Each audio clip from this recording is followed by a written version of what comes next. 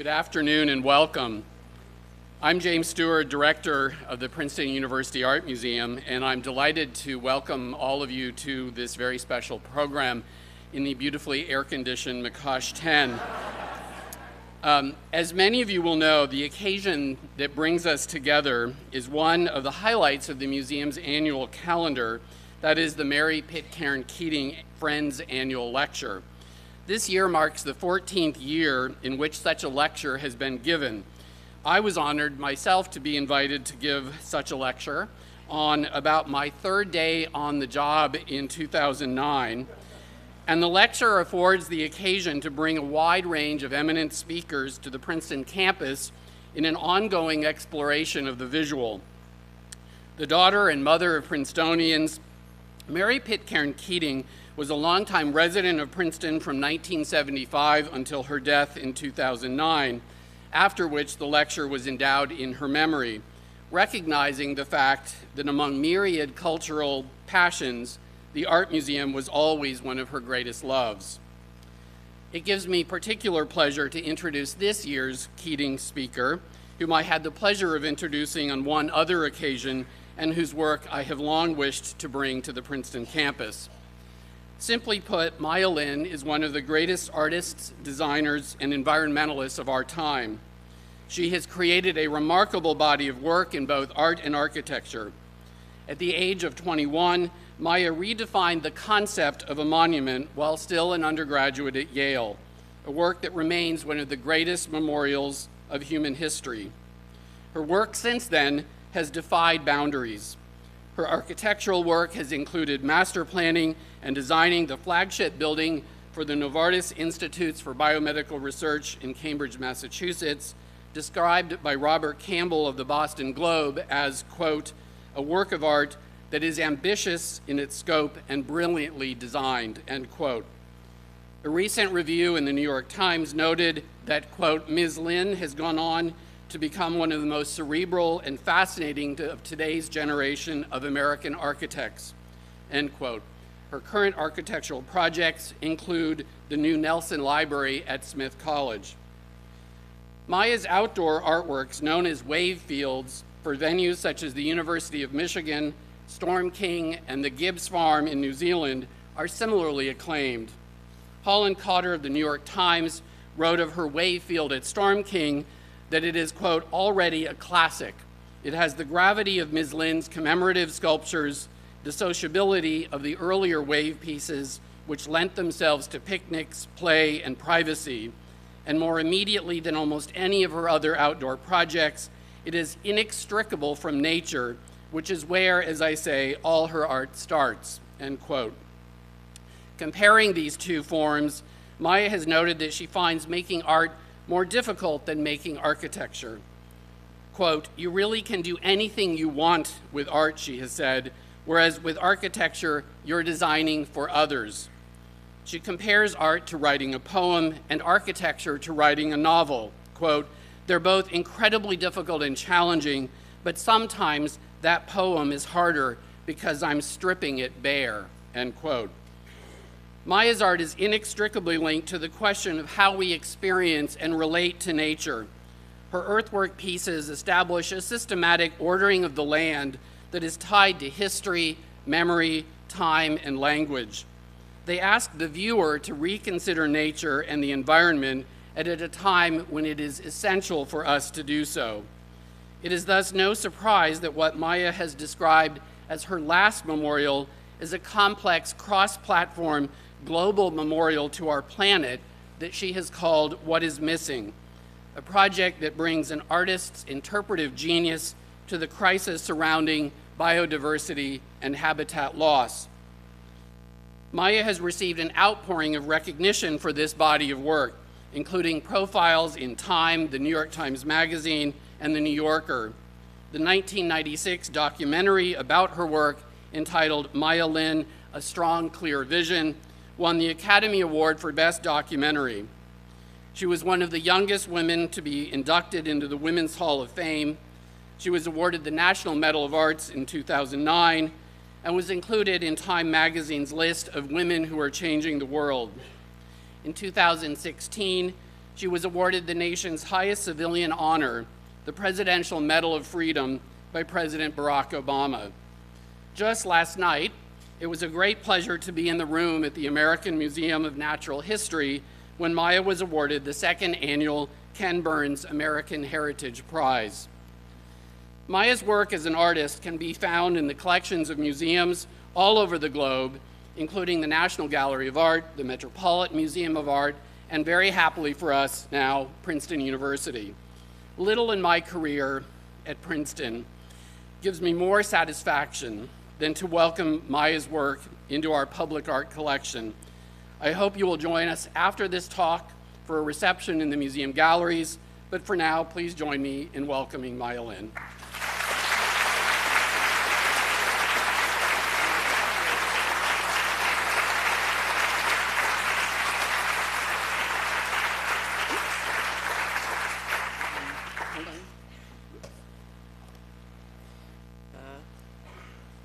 Can everyone hear me? Thank you, James. That was unbelievable. I feel like I can go home now. I'm just going to get started. So, going to talk about the tripod, which is my body of work, the art, the architecture, and the memorials. And I'm going to end with what James mentioned is what is missing, what I call my last memorial. So I'm just going to play with a few things. And I'm going to start with the two projects, the two artworks, one proposed, we're still working out details, and the one that actually, if you go down to the Lewis Center of the Arts, it's under construction. We're building it as we speak, so as you get towards the Dinky, and I think I finally figured out its name. But I'm going to start with Scott Burton's Public Table, which inspired me, along with Brancusi's works, to explore for my first water table. I tend to work in series as an artist, and one of the series are the water tables. And for the Civil Rights Memorial, I wanted to take the idea of symmetry and make something asymmetrically balanced, so that it doesn't have to be symmetrical in order to be equal. It was a quiet little underlying idea. It led to the Civil Rights Memorial, which I completed in, I think, 1989. It was my first real public commission after I'd built the memorial, gone to grad school, graduated from grad school, and came out. So this was for the Southern Poverty Law Center. And it intertwines the history of the civil rights era from 1959, Brown versus Board of Education, to Martin Luther King's assassination. And by tracing changes of legislative event intertwined with people's deaths, you begin to see the cause and effect of the civil rights era. Sometimes legislation led to a riot, led to someone's death. Sometimes someone's death led to legislation. So again, this was a history that is told through many individual actions. And what a memorial can do at times is just gather that information and make you more curious to learn more. It's also a timeline, and it just literally traces the date, and you walk around it clockwise in order to understand this history. The gap is to signify the time before and the time after. Led to another water table for Yale, women's table at Yale, where I was asked to come in at the 20th anniversary of coeducation at Yale, 69 to 89, and I started again doing a little research, and there were always women at Yale, and before we were officially allowed to matriculate there, one professor deemed women who were auditing classes silent listeners, which I thought was a pretty odd expression. So I figured we should start counting the number of women at Yale from when there were none to the year I put the piece in, because again, this timeline is an ongoing timeline, and it ends, I think the date was 1989. I think I finished it in a few years later, I can't remember, 93. So you can begin to trace the emergence of women at Yale, but really in society. And it's very interesting because during the world wars, more men were going off to war, and you actually saw a bump in certain schools, the graduate schools, before it went co-ed. And it's, again, a water table. For UC, University of California in Irvine, School of the Arts, what is the context there? I chose a drawing. So the water comes up through a hand-drawn line.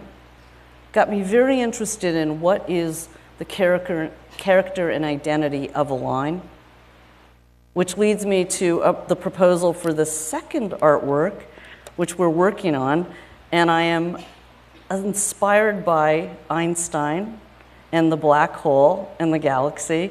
So here we go, and here's the black hole, because every water table needs a water weir. How is the water coming up? So I started exploring, well, what if it looked a little bit like it's disappearing into itself? Okay, the water isn't gonna go in, it's gonna come up, and then the second thing is the base, just oddly thinking about something that almost was a squashed ball, which is, if you look at the Earth, it's technically not quite round. Now it's imperceptible, but I took that as an inspiration. And then the last thing is the orbit of the Earth around the sun, and then the perihelion and aphelion. So here we go. This is where we're at right now. The tabletop, it's about 11 feet in the longest point. If you can see in orange, the water weir is at that point. The orbit is there. This is a diagram. Again, it's not the exact orbit because the orbit keeps changing. But I kind of, in your mind, we see these things that we grow up with. Oh, the Earth's orbit around the sun. So that's the table. This is the early sketch of a water weir. And just, you know, I'm a hack student studying this stuff. So we started to get into like, well, what exactly did Einstein do? So I just put some stuff up because I'm not a physicist. This took me a little while with my crew to begin to understand that he predicts a black hole, Einstein, but he actually thinks they might not exist. And then of course, September 14th, 2015, black holes are discovered. So that's that, and then the base on the outside, again, deals with that idea of the Earth not quite being round. And these are just sketches of what this will be. And it started, actually, I thought I would do a rock, but it didn't seem to make sense. So then it kind of came into place with this squashed sphere. And with the water weir and the table being a black granite called jet mist, and it has a weird star pattern in it. And originally the plaza, which is right opposite Cargo Restaurant, it was kind of almost a Mobius strip concrete rail, but in the end, I've decided to make that half the plaza, and then the other side floats a little bit. So again, this idea that is the Earth flat? I think as we're all kids, at times it's like, wow, that mythology of the Earth being flat. So I'm playing with the title, but I'm not going to tell you that yet, because these pieces tend to title themselves right before a piece is finished. So this piece is on top, and then it leads to a little line drawing that walks you down the hill. And I think when I first visited the campus, I just fell in love with this really steep hill that nobody quite knew what to do with, and I love what I would call slightly underutilized spaces. So I wanted to walk you down the hill, and that kind of shows you its relationship to the Lewis Center. And plasticine models, we must have made about 15. They keep growing larger and larger.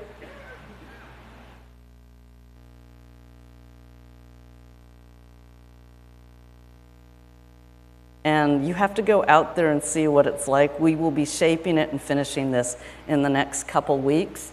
A little behind schedule, but, and the key with, and I think one of the key differences between making art and making architecture is that in architecture, we draw it up we make models, and really the contractors really don't want you to change it as you go. You can make slight modifications, but you really don't want to do too much. In art, and I'll explain, especially like when we get to Storm King, if the artwork ends up looking like the model, can you imagine a painting, making a blueprint of a painting? So you're expecting your work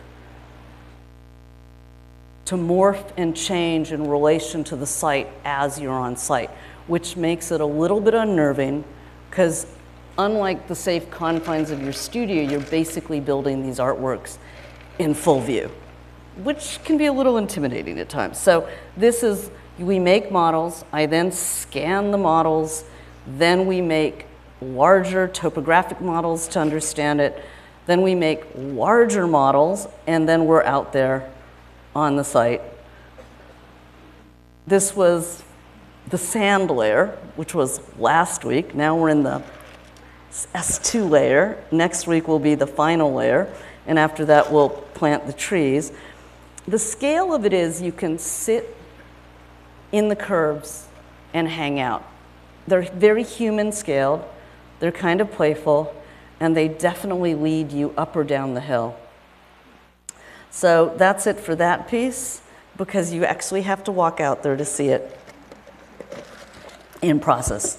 Next up, the earthworks started with, my first earthwork was for a private sculpture estate in southern Sweden. Everyone worked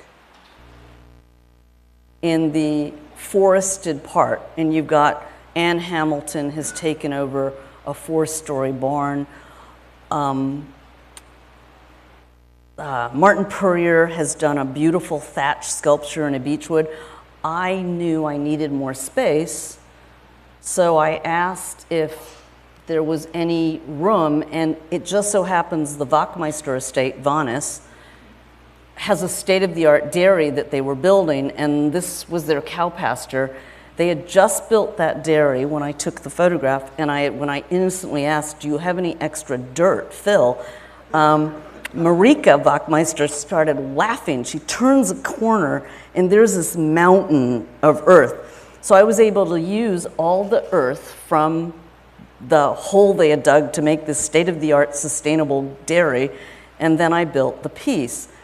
But I started it with, I woke up one morning in their driveway and went outside and I made this drawing. And again, very, very interested in how does a line feel modern? How does a line feel prehistoric? Don't know, but I knew that the joke was, I'm from southeastern Ohio, and there are all these serpent mounds, effigy mounds of the Hopewell and Adena tribe. And when European settlers, and these are the tribe, the mound builders that were there, say, 1,500 years ago. So when apparently early European settlers first came over and discovered these mounds, they made an assumption that certainly the Native Americans living there now were just, they couldn't have possibly made these. So obviously someone from Europe had come over, built them, and gone back home. So I figured I'd bring a little bit of southeastern Ohio to southern Sweden. So this one was predictably and I would say consciously a little bit prehistoric. So once we put it in, I wanted it to be almost like a remnant, something from a distant era. It's called 11-minute line because, yeah, that was about the average time it took me to walk it. And you can kind of get the scale of it. It's about 1,600 feet long. And people are allowed on, only very careful times of the year because most of the time the cows are on it. And they kind of like it. The second in that series was for a private collection in Kentucky, and I wanted the house around the estate is almost a 50s modernist house, so I wanted to do almost a 50s boomerang shape, and one that would go up and down. It's about 1,300 feet long. And that's it. The title of this one is The Kentucky Line.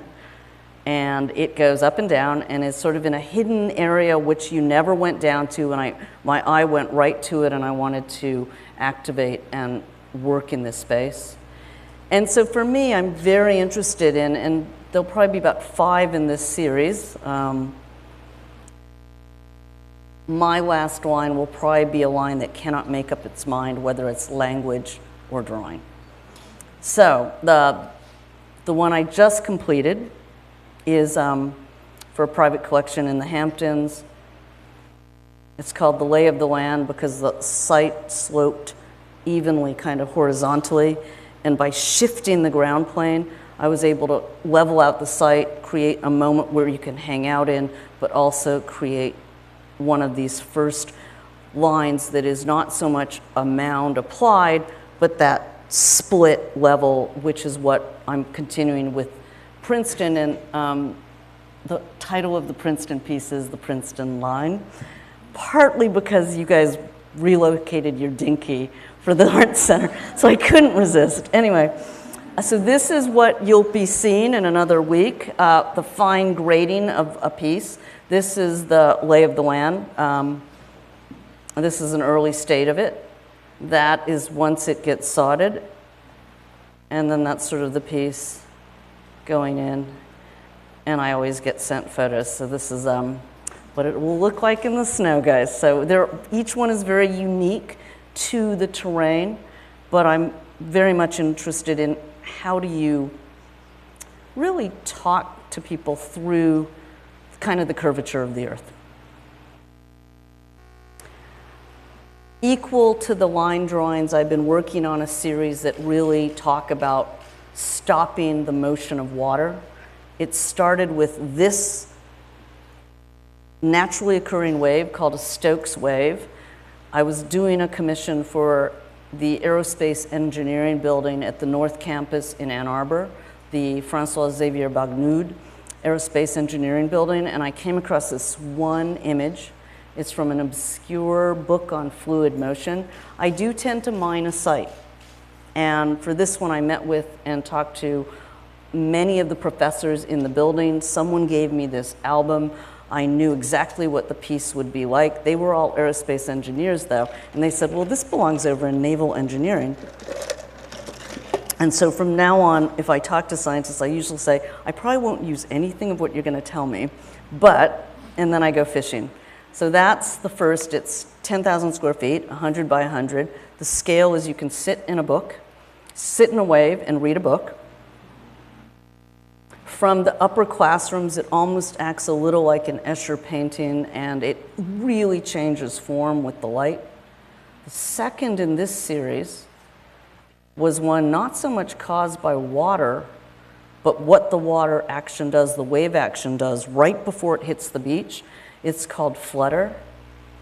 It's very shallow waves. For the General Services Administration in Miami, the federal courthouse. So the waves are only 2 feet, but again, I was very interested in exploring a different type of wave action. And the last of these, which are just recreations of water waves, is for Storm King. And I took one look at, this was an abandoned, the gravel pit site. The Andy Goldsworthy piece sort of stopped right before you can see the red on the upper right corner.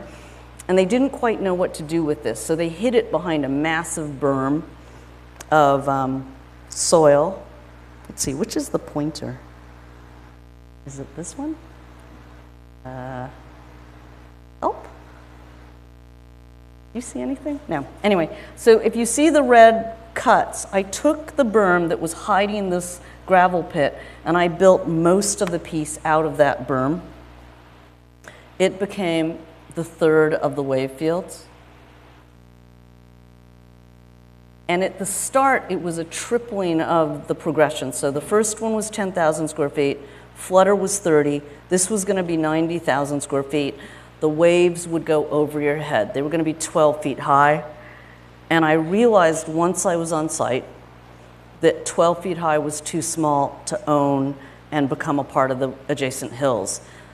So I'm telling Frank Tantillo, the bulldozer operator, that it's really nice, but it has to go 6 feet higher. Each wave had to be 18 feet, which meant every single row except the first had to get rebuilt and shifted to keep to scale. And that's the sort of the piece, and it'll, that finally came in. And from the upper reaches, you can sort of see a car up there. You can look down on the whole piece, but the idea is you get lost in each of the 7 rows.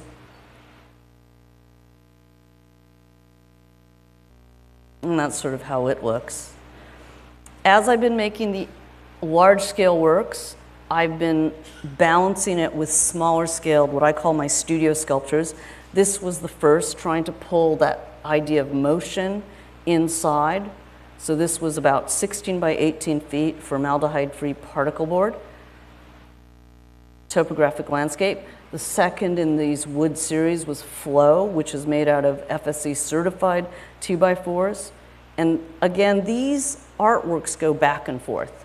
So I'll be working inside and then I go outside, and each one informs the other. So this led to a fold in the field, which is probably, yep, it's my largest work today for the Gibbs Farm in the North Island of New Zealand. Again, fairly large models. I think the last model was 16 feet long.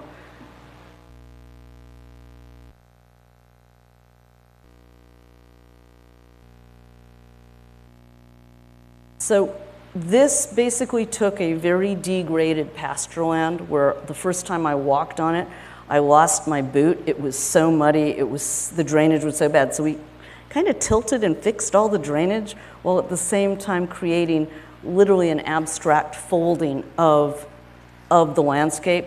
Each of those rolls is about 60 feet high. And yes, they use sheep to mow it at times, so it's kind of nice.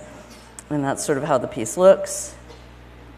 But then back inside with my first show that really tried to capture the large-scale, almost immersive quality of those works indoors. It was part of a show called Systematic Landscapes. It originated at the Henry. It traveled for about 4 years, 5 years actually, because it takes about 2 months to install. The major pieces, there were 3 large pieces that gave you 3 very different relationships back to the land. This one was called 2x4 Landscape. It's 3,000 square feet. It goes 12 feet high. It came out of a simple question. Well, what if I could make a hill inside and you could walk up the hill and touch the ceiling? How would that change your sort of perception? Because we can walk outside on a rolling field that's actually quite steep and never notice it, but you bring that inside. I bring it back to the Christmas tree analogy. You buy a Christmas tree, you think it's pretty small, you bring it inside, and you have to cut 2 feet off of it or more. So it's, again, how does scale change is from the exterior to the interior. Very interested in that. But for this one, again, an in-between state. From the front side, it feels like a cresting water wave. From the back side, it feels much more like a hill. Second one in that series was called Blue Lake Pass, and it was actually inspired by John McPhee, these writings on the stratified layers of earth that are uplifted, and you're driving through and you're seeing the layering of the earth, sedimentary layers that have now been lifted up, and you're watching them vertically. So I did that with, again, formaldehyde-free particle board, and you can walk through this mountainscape called Blue Lake Pass and kind of feel that shifting layers of earth. Or the last site, so one land, one in between land and water. The third anchoring piece was a water terrain. And since most of our mountains are underwater, I wanted to create something that was almost a drawing in space, a topographic relief. It's called Waterline, and only the top 2 feet of the sculpture are above sea level. So very interested in exploring the topography, the underwater topography, but as well, by painting these wires black, it does become a bit of a drawing in space, a charcoal drawing, which again, from the inside to the outside again, the Cal Academy of Sciences, permanent installation that would describe the terrain above and below sea level at the mouth of the San Francisco Bay. So now when you're eating lunch, you're actually eating lunch and kind of studying and learning about Angel Island, just the terrain. We're a funny creature. If we can't see it, we kind of forget about it or we don't comprehend it. It took me more time finding the data sets of what is above water terrain and what is below water terrain. And then it took me just as long with my team to kind of mesh the two layers, because there was a separation between sea level charts and topographic ground charts, when basically the water level is transmutable and the earth is, of course, continuous. So I just think it's, for me in my art, I like to reveal things you might not be thinking of. And it all started with, I got this map and I was able to cut sections through the earth. So I always show this one because see that little white line through the peak? This is the tallest mountain in the world, and it's Hawaii. So again, I just love to like have us look and reveal aspects of the natural world. And I love using sonar mappings of the ocean floor, satellite views. So I would say, am I any different from almost a landscape painter? It's just that we have technological tools of looking at the world around us, and I love to use that technology to reveal things about the natural world you're not thinking about. So this is called Around the World ×3. The inner circle is the Arctic, the middle one is the 44th parallel going through Manhattan, and the outer circle is the equator, and it's just the terrain, take away sea level, and you've revealed the terrain above and below sea level. And it's led me to something I've been working on, which is the disappearing ice of the Arctic and the Antarctic, which ended up first being 2 sculptures, stone circles that really trace the terrain of the Arctic and Antarctic Circle, as well as very interested in charting and mapping the loss in area of sea ice. But as one scientist told me, it's not just the area, it's the thickness. So it's led to a series of very thin plates with encaustic white wax and pigment. So the first one is of the Arctic, 59 Words for Snow is its title.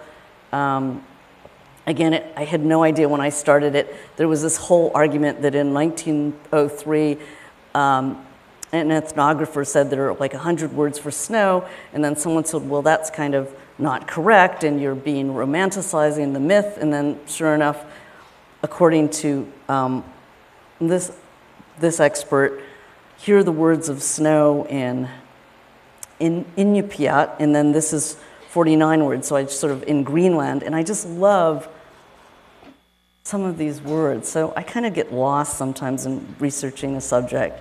And it ends up being, and I apologize, these are almost impossible to photograph, these very thin layers of paperboard and then waxed over and encaustic. So you can almost barely tell the different layers of whiteness in a way. And then the second one is the Antarctic, which is really tracing the predicted loss of sea ice in the Antarctic and just how complex the terrain is there, with a marker, because these are built in 4 segments that absolutely mark the North and the South Pole. So these are mappings. Other mappings have dealt with incredibly important waterways. This is the Chesapeake Bay, which I first cast in recycled silver. And to me, it looks a little bit like a ginger root. So sometimes I'm choosing them to focus your attention on waterways that have changed so dramatically because of environmental degradation, other times because formally they are just so beautiful and intricate. And also, we tend to think of waterways where we live on that waterway. We don't tend to connect it as a whole. We also tend to not think about who's downstream from us, and maybe we think about who's upstream from us if they tend to be polluting. So with the recycled silver rivers, I really wanted to make something as a singularity and extremely precious. It also, I explored it. This is a drawing of a show called Wonder that I installed at the Renwick Gallery as they reopened. And what if water could go and defy gravity? So the same Chesapeake, but what if it could go from floor to wall to ceiling? In a 1.5 inch, 1.25 inch special marble that my dad was a potter, but he was also Dean of Fine Arts. So he brought home one year a box of these marbles when I was a kid, and I was playing with them with my brother, and I could never find them. And they're a certain low melt marble, industrial marble. They have lots of flaws in them. And the glass blowers liked them because they could melt the glass at a lower temperature. I could not find them anywhere. It turns out the curator of the Renwick, because the Renwick is also a craft museum, knew exactly where to find them. So up popped, I think I can't even remember how many marbles this was.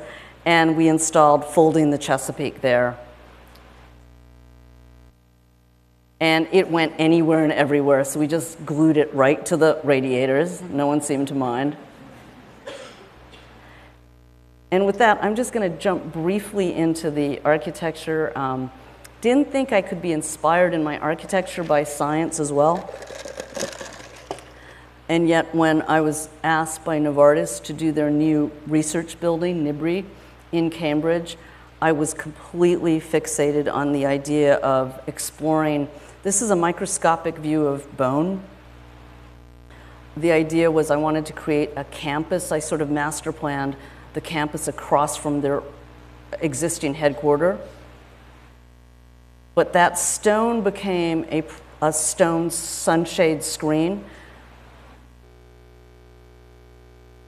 And conceptually, could I take, if medicine is like this, we're learning from nature, natural phenomena, and then we're systematizing it.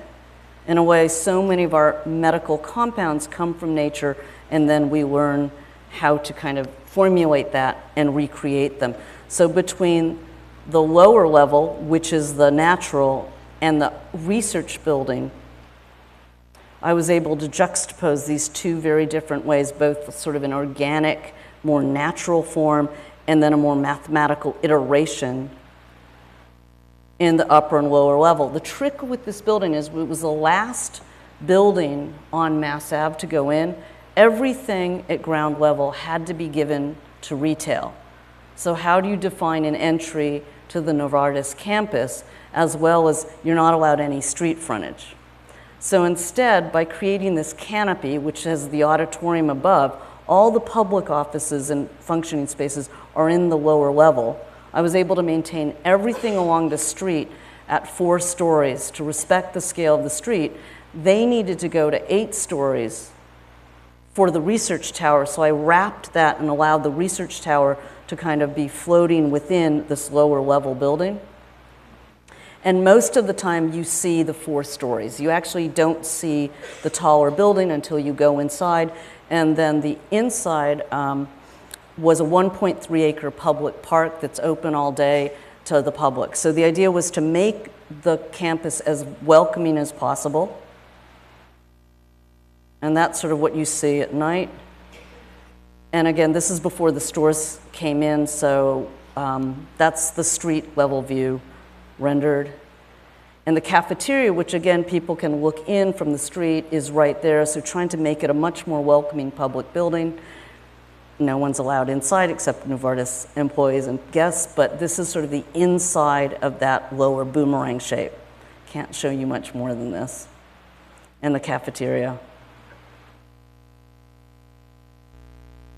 I'm just going to briefly go through earlier projects, the Children's Defense Fund, library and chapel. Old and new, where they were about to tear this barn down, this great old Tennessee barn, and we were able to slip a modernist skin inside. And right now, again, old and new, Smith Library. I only take on one architecture project at a time because I can't do my art and I'm focused on missing. So right now, it's my mother's alma mater, and again, it's old and new. What they had done before was create a massive wall bifurcating a beautiful Olmsted campus, so we're stripping it back to its original core and adding two smaller, I call them jewel boxes, so that now you can flow around the upper and lower campus. And that's what it's going to look like. It's under construction. It'll be done by 2020. I call them the jewel boxes. And for me, it's a little bit, on one side, you surround the books, and the special collections which need absolute climate control are a box within a box. And on the other side, which is more public, the books surround you.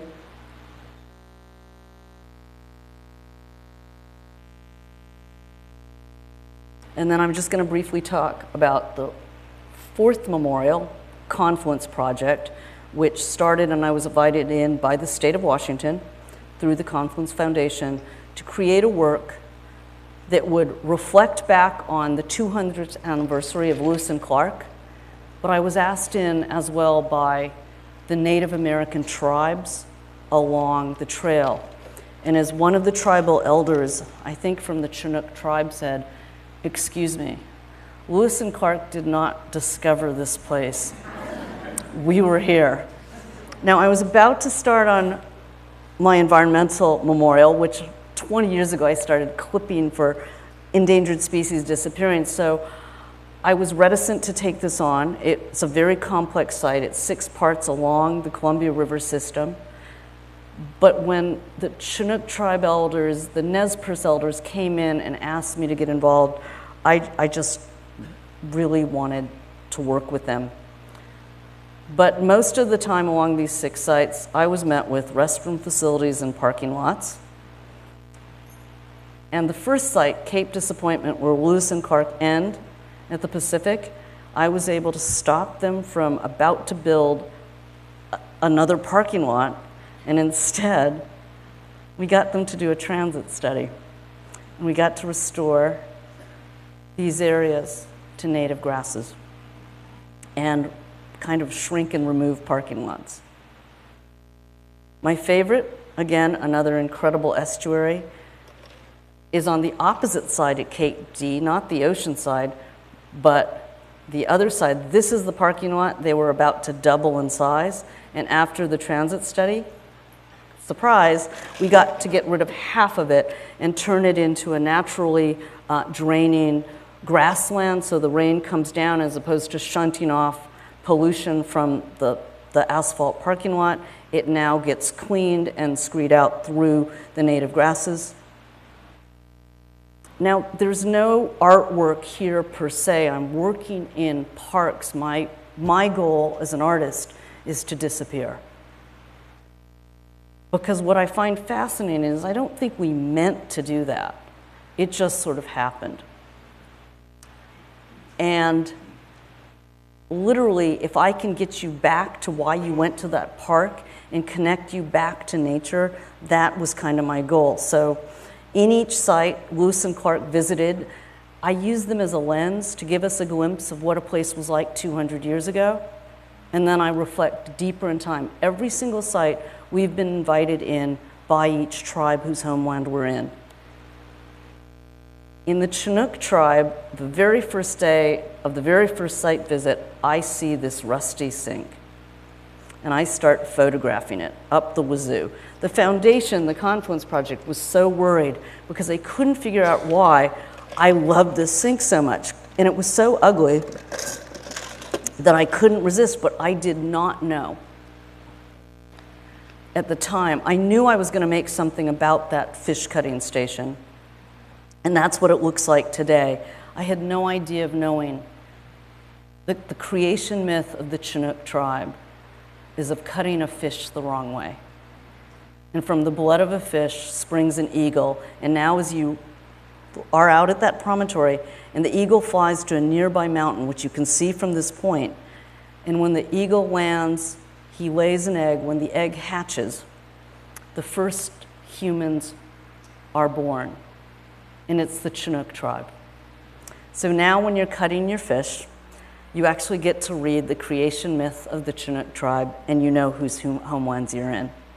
Some sites were chosen because they were important to Lewis and Clark, others because they were very important to the Native American tribes, and still others because they were ecologically very important.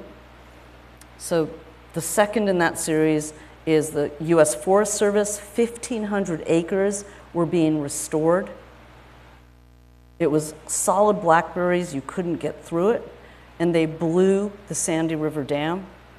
So we built a bird blind that bears witness to the return of the river to its natural course. And you can sort of see, this is like what it looked like a year after, and this is what it looks like today. So we're cataloging and marking as the forest comes back. And within it, of the 120 species noted by Lewis and Clark, 43% are endangered in some way. So this site, of course, bears witness to the significant ecological changes. And with that, I'm just going to talk briefly about missing. I know it's hot in here.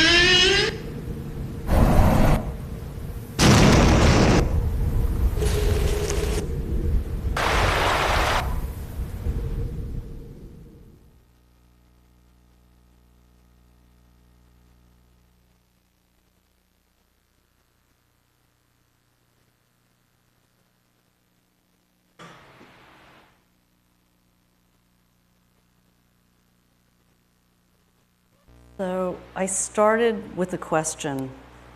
I've been concerned about the environment since I was a kid. I think I grew up at a time when the Clean Air Act, the Clean Water Act, the Endangered Species Act are all being enacted.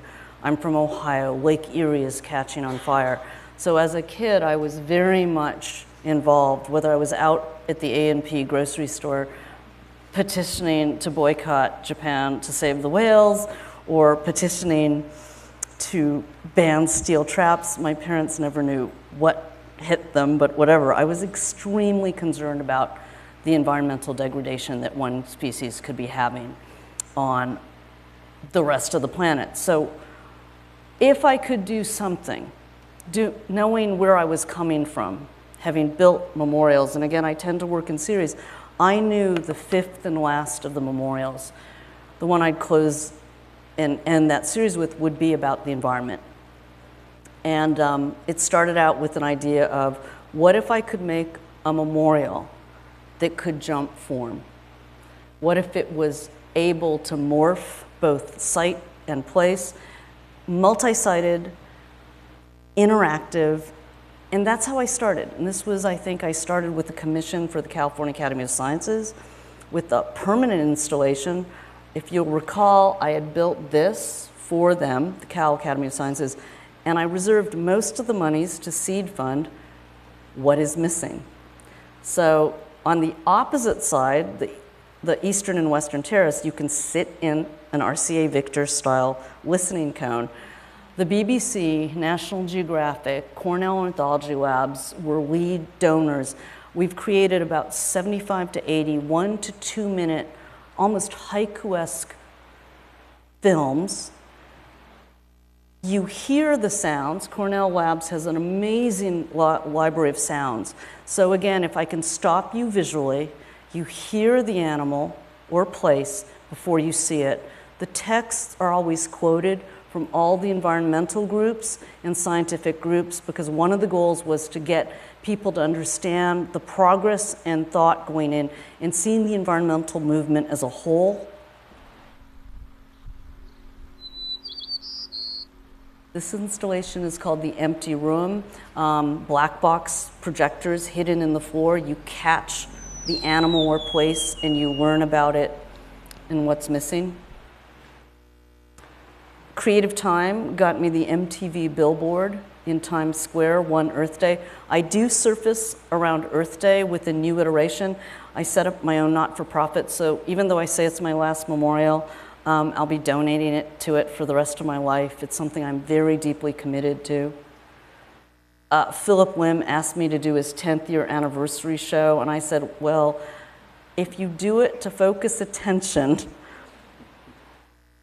on what is missing, and he did, and so this was the beginning of 200 tons of organic soil. I had a day and a half to install this piece, and sure enough, it was his 10th anniversary runway show. And the day later, the entire Philip Lim crew went and worked with community gardens to repurpose all the soil. And I got a whole new group of people to send out on their social media a few slides. So what is missing for soil? You know, we've lost almost a third of our soil, and oh, by the way, regenerative agriculture can revive degraded earth, minimize erosion, increase water retention, and plant growth. We also had them send out things like this. What is the largest irrigated crop grown in America? Any answer? What? Alfalfa? Nope. There it is. So, you know, as an artist, how can I get us to kind of rethink what we're doing? So the lawn, you know, the amount of pesticides, insecticides that we're living with is unbelievable. Or, here's a fun fact, more gasoline is filled every year refueling lawn equipment than was spilled at the Exxon Valdez.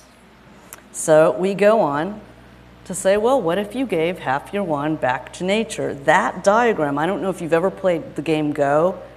You take the perimeter, you win the game. That's half your lawn. And then we linked to and focused attention on the Perfect Earth Project, because part of what we do is I sort of made a promise that I would try to focus attention on the groups that are actually out there in the field working on these issues. So this is the Perfect Earth Project, and all this got sent out when I did that little 10th anniversary show. Last night, as James alluded to, the American Prairie Reserve, which is building our largest prairie protected grassland, gave me this award. I donated the monies back to them and to the What is Missing Foundation, created a booklet for them that traces the history of the American prairie, and it begins with, that's sort of the cover of it, did you know prairies can store more carbon underground than forests can store in trees above ground. And I just love the scale, the life and depth of these root structures. It's like 10 feet long. So as I'm doing that, I'm a little late for Earth Day.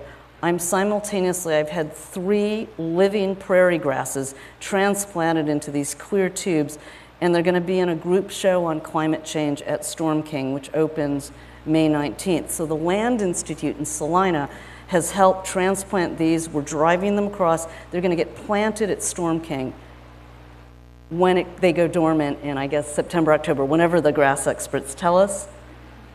But here, this is what we're left with. And I know it's hot, so holler when you say, I've had enough infographics. I have gone down the rabbit hole with missing, and I haven't surfaced yet. I decided to build this artwork memorial in full view and in full sight with new iterations happening every year, not knowing where it's going in a way, which is probably a really stupid thing to do, but it's almost like you have an instinct. I needed to do this. So this is what we're left with. 1 in 5 mammals, 1 in 3 amphibians, known to be threatened with extinction with human alteration of their habitat, the single biggest cause. So of course it's the species, but it's also the habitats they're losing. As an artist, can I get you to think of things that are missing that you're not thinking of? Literally, when I first started this, I didn't realize that many of our songbirds are in a 40 to 70% decline. So the sound landscape we heard as kids has changed significantly. So we asked the question, how can you protect it if you don't even realize it's missing? So again, like in most of my artworks, I'm trying to get you to think about what is happening and to make you aware of things that you won't know. So I love this one because again, in the 1890s, a cod was bigger than a man. And with every successive generation, we know what we know, and so as the planet gradually diminishes, we get used to that. Scientists call it shifting baselines. I think Daniel Pauly coined that phrase. Jared Diamond calls it landscape amnesia. So what can I do to make us aware of what we're missing? The other caveat was scientists said at the time when I said, oh, I want to make this memorial about biodiversity loss, they said, you have to give people hope. So I've always believed my memorials have never been about loss per se. They're teaching tools. They teach us history. And in so doing, if we accurately remember our history, then we can rethink and change our future. So they're all, my parents were both educators, they're all teaching tools. So yes, these are bison heads, right? There were 65 to 75 million bison. How do we do this? Multi-sided pieces that show up, also a website. It's called whatismissing.org. On the bottom left will be thousands of histories, ecological histories. So tracing an ecological history of the planet. You all have homework. There's one thing I ask you to give me. It's a memory. So if you go to the website, add a memory, something you've personally witnessed diminish or disappear. If you can go back in time, if something your grandmother or grandfather taught you or told you, upload a picture. It's up there under add a memory. Please give us a memory. It does not work if it doesn't become almost a collective consciousness of what we're losing. But the upper right is all about what you can do, individual actions and macro thinking. Again, what can an artist do to rethink this question? You can play with these stories. You can Google the clock and you can go view in time or view geolocated, so please play with it. The sort features are rather fun, so again, it's a little wonky, but please, I invite you to play with it. And then we go in depth into timelines. Why? Because obviously we chose to live where there was great abundance. First comes sewage, then comes industrial pollution, then comes awareness of what we're doing, legislation, and things begin to come back. So quietly, always, this has been about the emphasis. Nature is resilient, and through conservation, nature comes back. So this is always kind of a running mantra with the piece, but I had to leave you with a history. So this is Adrian van der Donk. Richard Ellis, this amazing scientist, said, oh, Adrian was always exaggerating. The lobsters were never 6 feet long. They only got to be 5 feet long. But you get the point, right? Or that sturgeon were so plentiful in our rivers that they were nicknamed Albany beef. You know, raw sewage makes the river unbearable. 2012, New York oyster making a comeback. But the memories we've been receiving are incredible. This is someone having a formal dinner out on Narragansett Bay, or someone bringing in a memory of fireflies. We've partnered with WGBH to bring those ecological histories to high school kids, because what better group to interview their parents, their grandparents, and add timelines to the website. Google Earth worked with us last year, and we created timelines of species to show up on their website. But for me, I'm after that intersection between the drivers of climate change and species loss, and that's 49% of all emissions. I made up a phrase, we can save 2 birds with 1 tree. You can actually save 3 or 4 birds, but we'll get into that. And it's through a project called Greenprint, where we're gonna try to envision, through almost macro thinking, a sustainable future, one in which we look at how we live, where we live, what we spend our money on. But there is a whole section on individual action we can do. That's gonna morph into something called the Save the Planet Diet. Lose 10 tons, 10 pounds, add 10 years to your life, save the planet too. And I'll just give you some things we're playing with in that. So all this is on the website. It's downloadable and teachable. I apologize, the website is still really wonky. I am thick into the data. I'm lost in it. Hopefully I'll find my way out by 2020. But just to give you an idea, these are some things you can do. Organic, fair trade coffee, and the amount of biodiversity. So with every individual action, we take you and we show you what the difference is in terms of biodiversity. Sugar, had to do it at a college campus, you guys. Largest crop in the world, and probably caused a greater loss of biodiversity on the planet than any other single crop. We always tend to quote right at the bottom, so your source is there. You know, sustainable sugar versus non. Always taking you back to a map, and pretty soon we're gonna build up all the species at risk. So you really see how your actions can make a difference. Or again, here's another big one, buy organic cotton, because the amount of pesticides and insecticides is incredible if you do not.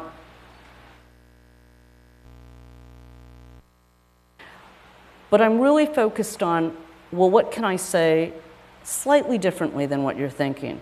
So what if we rethought the human footprint? What if we lived at the population density of Manhattan? How much space would 7 billion people take up? Answer. State of Colorado. We've actually surpassed 7.5 billion right now, so I'll probably have to adjust this a little. But is this a problem? Is the problem a question of overpopulation, or is it also of land use and resource consumption? Can we imagine rearranging the lights? Just to keep that on note, not everyone should live at the density of Manhattan. Please don't all move to Colorado. But 50% of us live in our cities. By 2050, 75% of us will. If 70% of our emissions is coming from our cities, greening our cities becomes a huge part of the solution. But I couldn't resist doing some other things. Again, what can I add to the equation that maybe as an artist gets you to rethink things?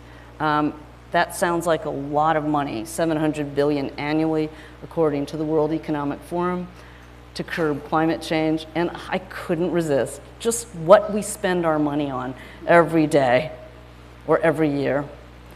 And then this is from Plan B, Lester Brown 3.0, that we've added a couple other figures in there, just in comparison.